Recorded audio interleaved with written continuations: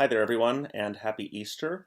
For the next several weeks, while we're all still in quarantine together, I'm going to introduce a series of weekly short videos talking about different topics with music, and specifically church music, and specifically Episcopal church music.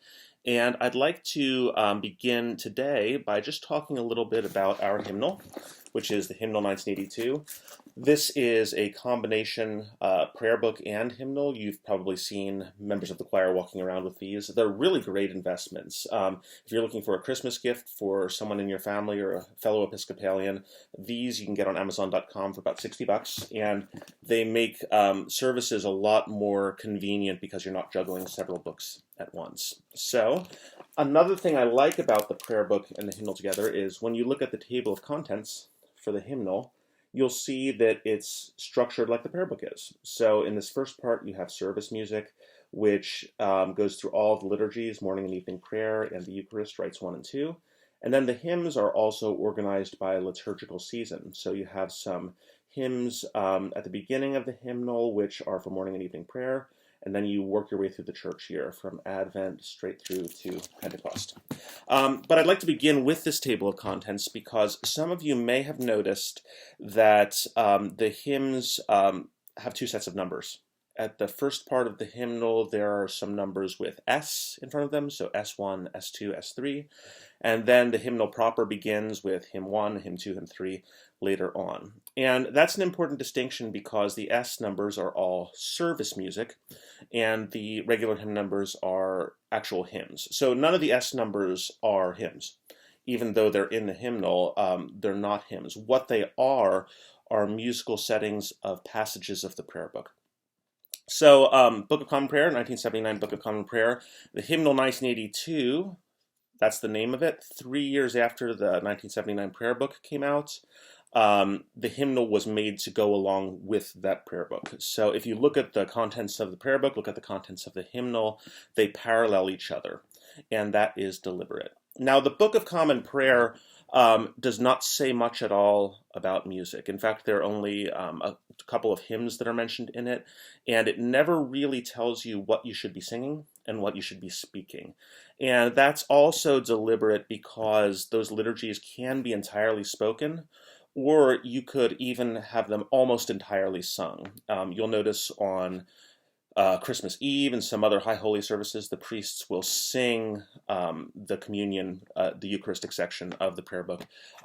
Basically, if there's a lot of music, it's considered to be a high church service. If there's no music at all or little music, it's considered to be a low church service. And with Holy Trinity, we have several different flavors on Sunday morning. If you want a low service that's entirely spoken, you can come at 8 o'clock.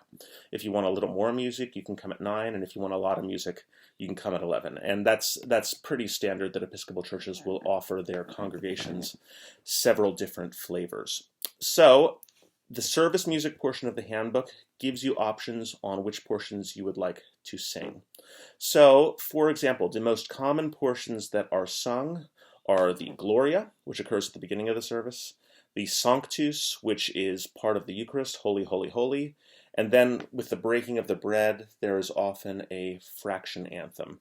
So when you have these options and you would like to introduce some singing into the prayer book, you simply have to pick a setting in the hymnal. And there are several different settings. Now, why is that?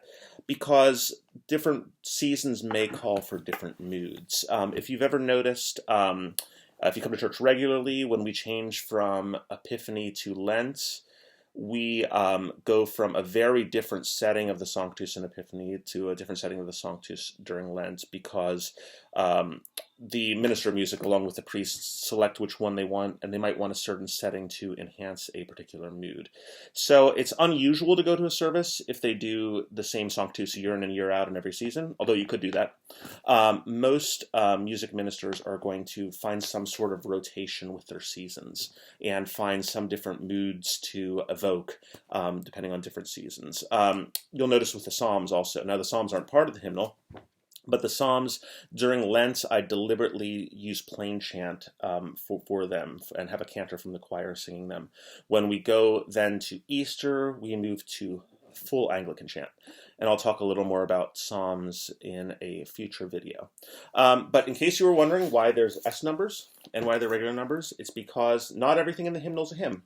We also have settings of service music.